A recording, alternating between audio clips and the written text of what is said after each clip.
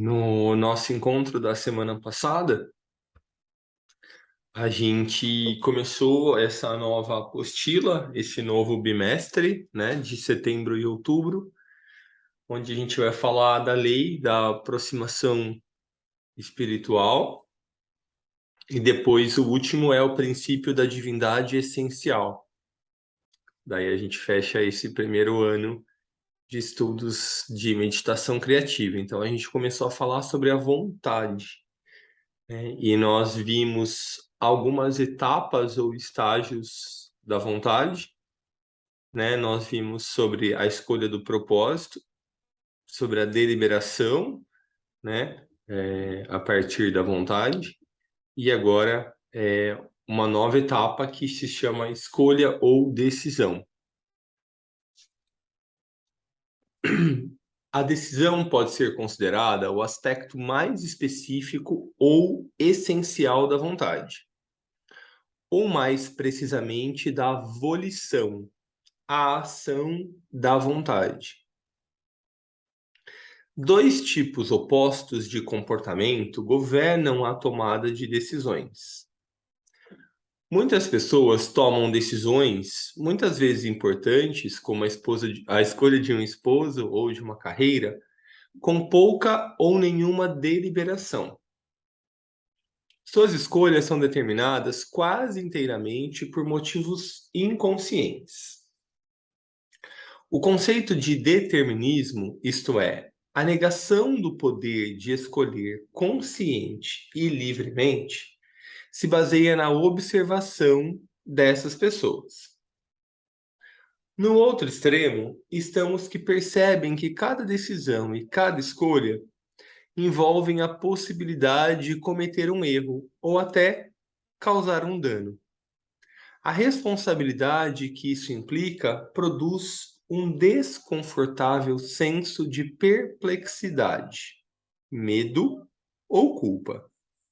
E essas pessoas, por isso, tendem consciente ou inconscientemente a evadir-se da responsabilidade e lançá-la sobre os outros, seja o indivíduo ou alguma autoridade social ou coletiva, o peso dessa decisão.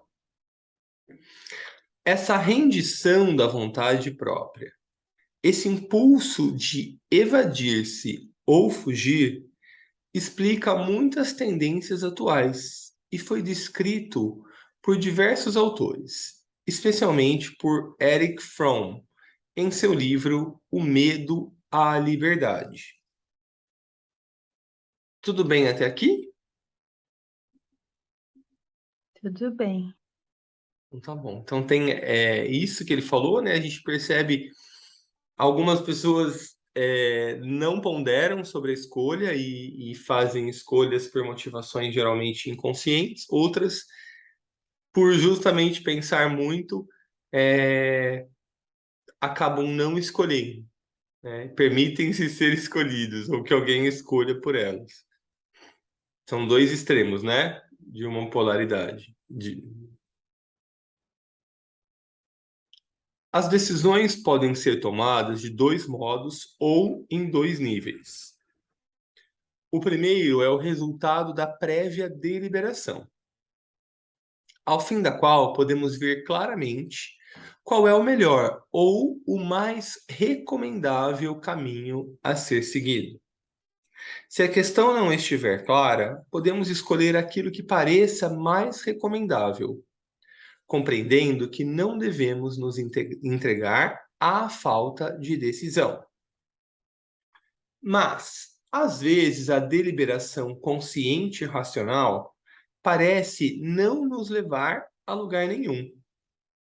Há, ou parece haver, tantos fatores incertos na questão que nos confronta, que nos sentimos incompetentes para chegar a qualquer decisão confiável.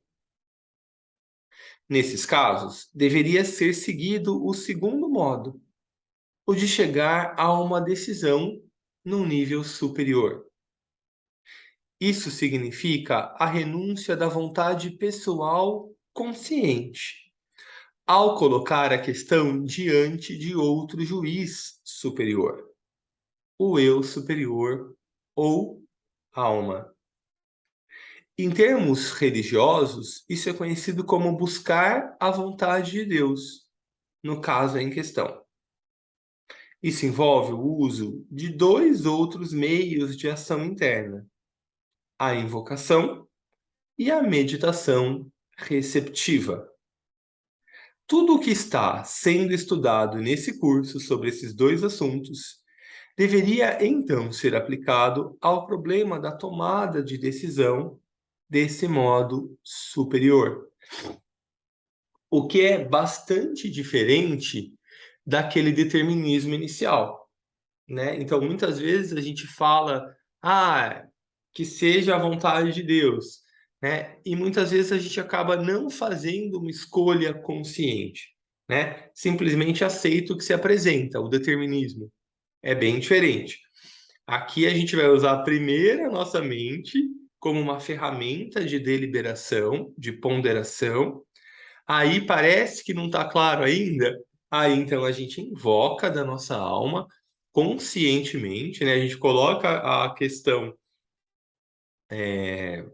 daquele momento presente, né? O problema em questão, e aí a gente invoca. A gente vai ver nesse bimestre melhor sobre o que é invocação e evocação. A gente vai ver por que o tibetano fala que deverá ser a nova forma de religião dessa era vindoura, né? Porque é muito mais consciente. Então, é o invocar e o evocar, e a resposta à evocação, a gente pode ter mais clareza a partir da meditação receptiva. A meditação receptiva a gente já viu esse ano, talvez fosse bom cada um dar uma revisada em casa sobre ela.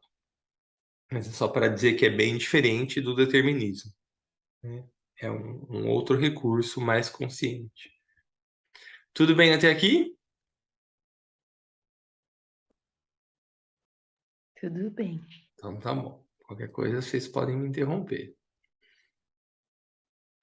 O maior obstáculo na tomada de decisões é a nossa relutância em renunciar, em desistir de algo. Isso pode ser consciente ou inconsciente. E surge do direito geral de assobiar e chupar cana. Ou seja, a gente quer uma coisa e a outra, a gente não quer renunciar a nada, né?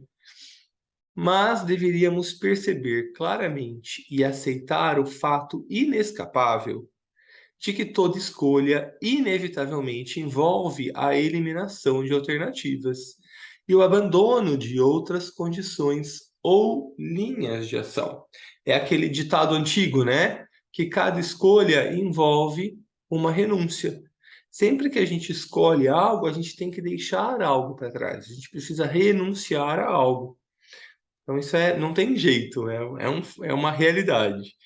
E aí, então, a gente deve sempre buscar uma escolha que esteja melhor alinhada com a nossa alma, com o nosso propósito, né? Com o bem do maior número possível de pessoas.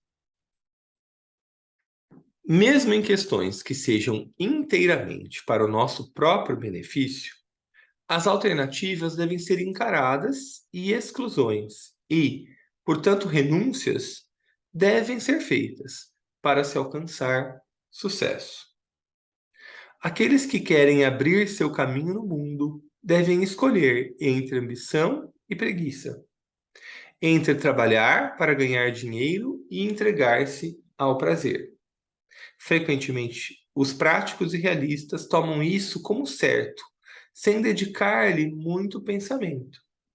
Mas aqueles que são mais sensíveis, versáteis e transigentes, muitas vezes são incapazes ou relutantes em aceitar essa dura realidade.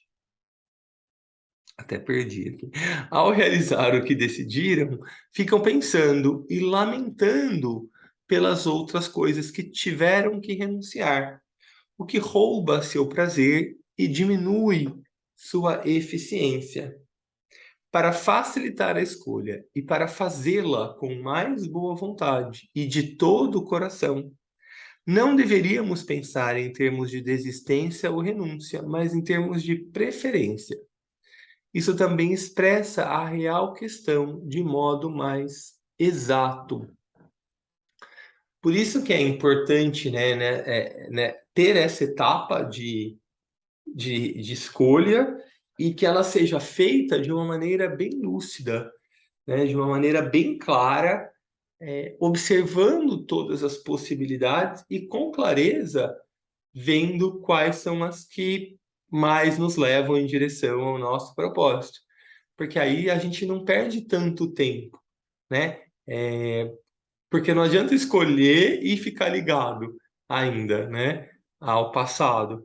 Tem que ser uma escolha que vai ser clara quanto a o fato dela ser a melhor possibilidade rumo ao nosso propósito.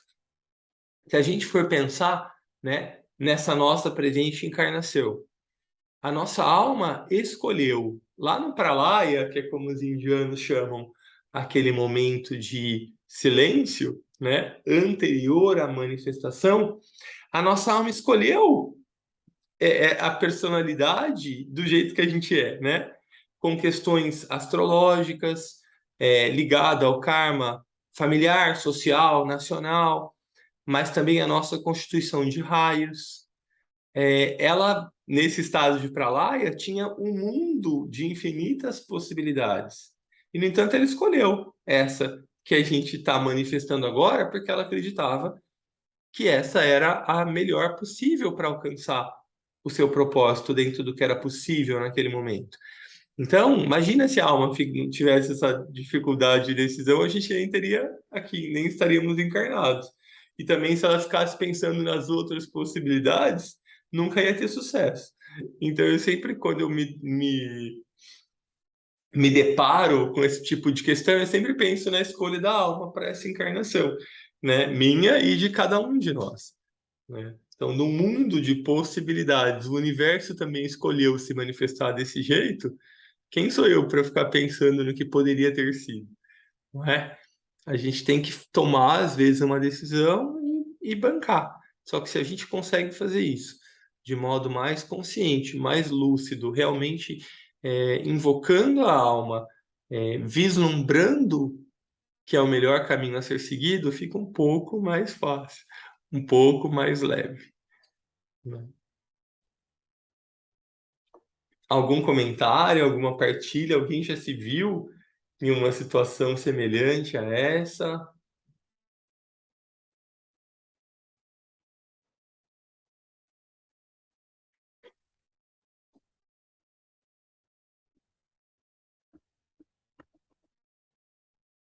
Seguimos então.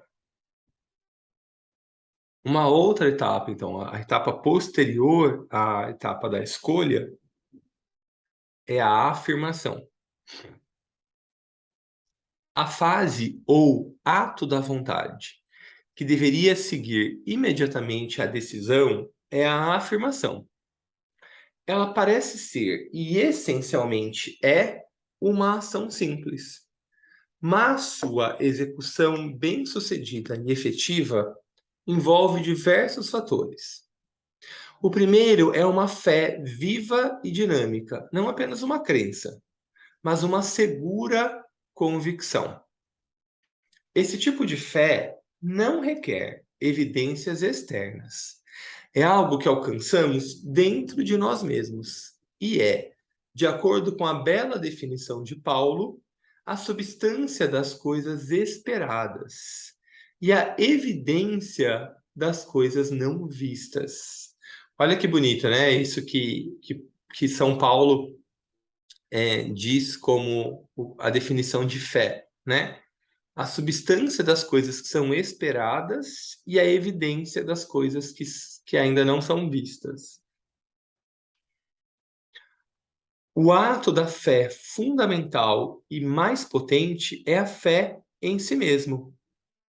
Kieserling enfatizou as implicações desse fato quando disse: apenas aquela afirmação interna que é chamada de fé, cria a decisão que torna o eu real na existência fenomênica.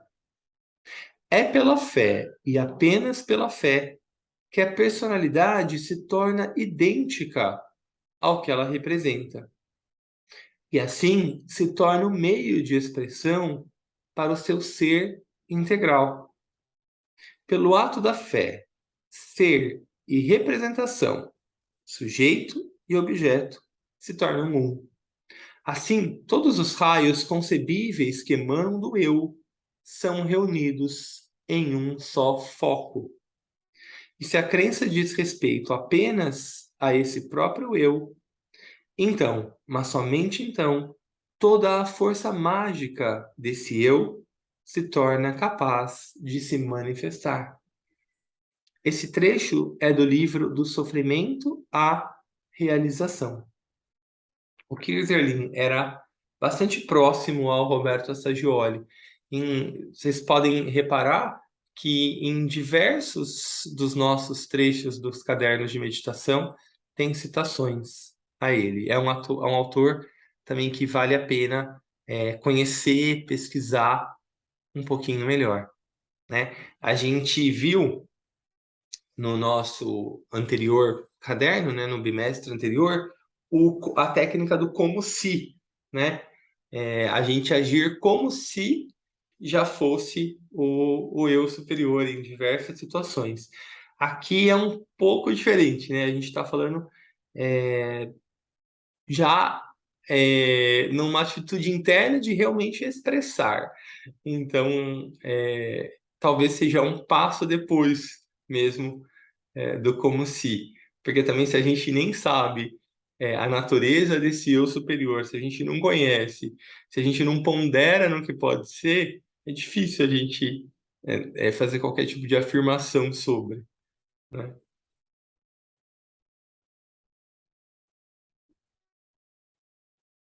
A verdadeira fé é uma percepção intuitiva e extrai sua força do princípio da divindade essencial, que é o que a gente vai ver no próximo bimestre.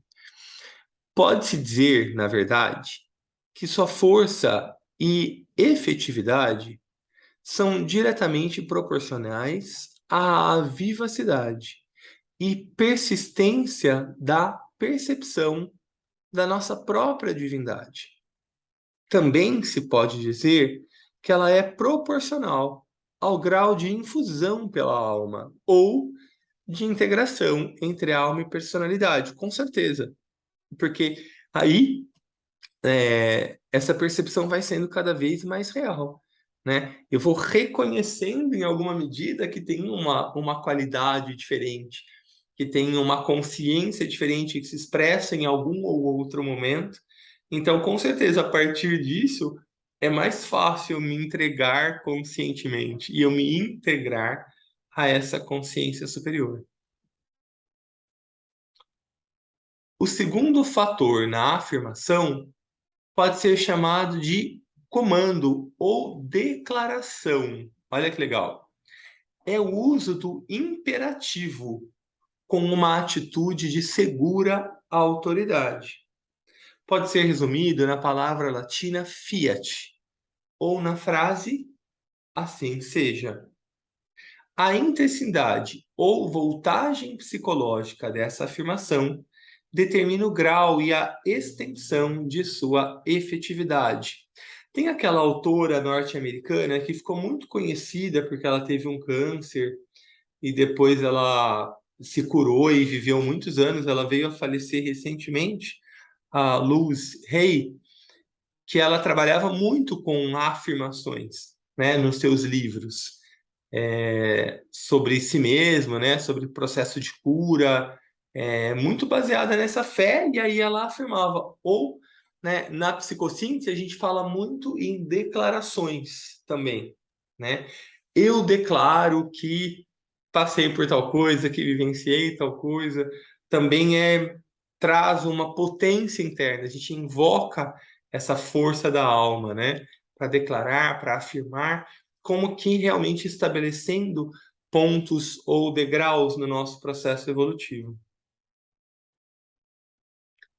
A técnica da afirmação, além do ato fundamental de comando ou declaração, requer frequente repetição para reforçar sua potência e neutralizar e superar os fatores oponentes ou resistentes. Isso é muito importante, igual a gente fala na educação, né?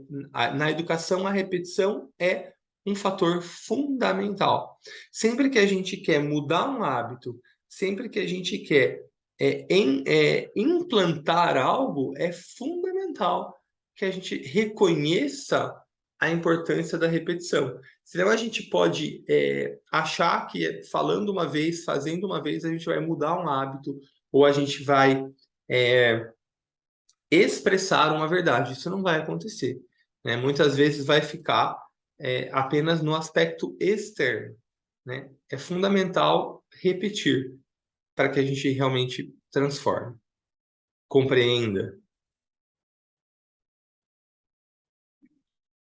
A afirmação provoca frequentemente uma reação contrária. Isso deveria ser antevisto calmamente, resistido e superado, sem desencorajamento nem ressentimento, pela persistente reiteração da afirmação. Então, é super normal que a gente compreenda que cada passo que a gente vai dar vai encontrar uma ação reacionária, né? É natural da matéria, é uma das leis da matéria, a lei da inércia. Então, sempre que a gente faz qualquer movimento material, que seja levantar, andar, nadar, né? Há sempre uma oposição da matéria inerte. Por quê, Paulo? Porque é uma lei da matéria. A matéria, para se manifestar, o espírito, perdão, para se manifestar na matéria, precisa dessa lei, né? Para que as coisas se expressem aqui no plano material, no plano físico, né? Para que não seja algo tão volátil ou fluido como é nos níveis superiores. Então, é natural da matéria que haja essa inércia, essa reação daquilo que foi estabelecido ao que está ali novo. Então, é importante a gente enxergar isso de forma bem científica mesmo. Não é nada pessoal com a gente, não é que a nossa personalidade não aprenda ou que as pessoas não nos aceitem, né? É um movimento natural da matéria. Então, quando a gente já espera que isso vai acontecer, não apenas para se preparar, mas porque é uma condição natural, material, fica mais fácil a gente compreender que a gente precisa sim ser persistente, né? Que a gente precisa sim repetir, que a gente precisa sim experimentar para ir então, né, observar os efeitos dessa mudança de atitude. Essa prática desenvolve a capacidade de assumir e manter uma constante atitude afirmativa, que assegura o sucesso da próxima fase da vontade, a sua execução. Nesse ponto, deve ser enfatizado de novo que essas técnicas não deveriam ser usadas para proveito material e egoísta, mas são parte legítima da realização efetiva do nosso propósito superior e espiritual e do trabalho para o bem do todo. Várias afirmações específicas podem ser usadas de acordo com os objetivos a que se destinam, como será visto no próximo texto em relação à meditação criativa. A afirmação é um fator essencial na invocação. Ela provê a energia dinâmica necessária para a efetividade desse método de aproximação espiritual. As outras duas fases da vontade, planejamento e execução, serão mais bem explicadas na próxima apostila, já que estão relacionadas ao seu assunto, a expressão externa da meditação criativa. Então, aqui de novo, né? Lembrar que a vontade é uma faculdade da alma. Lembrar, então, que por ser uma faculdade da alma, a gente deve utilizá-la conscientemente para fins que estejam relacionados com o bem do maior número possível de pessoas, com o bem do todo, né? Com um propósito superior e espiritual, e não apenas para a nossa própria vontade pessoal ou de pequenos grupos, porque senão também ela por si só não é vontade, ele é uma força, mas não é vontade. A vontade está relacionada com a alma, está relacionada com o todo. A gente lê e reflete sobre invocação e evocação no próximo encontro. Como é que vocês estão? O que está presente? Algum comentário, alguma dúvida, alguma partilha? A gente tem alguns minutinhos finais antes da gente encerrar para isso.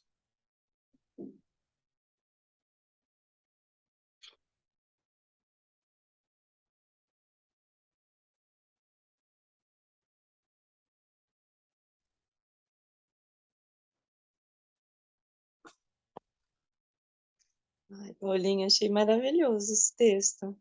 São coisas assim que a gente, simples, né? Mas que a gente não conecta, né? Verdade.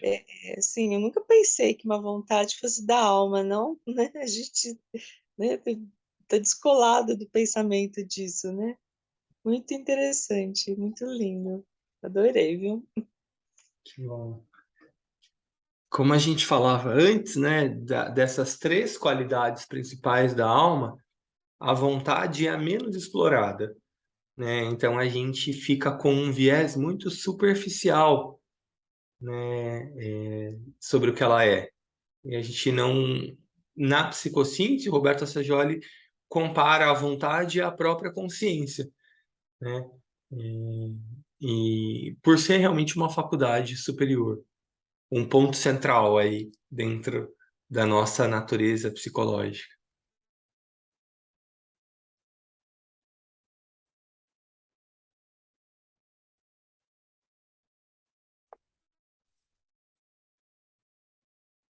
Mais alguém?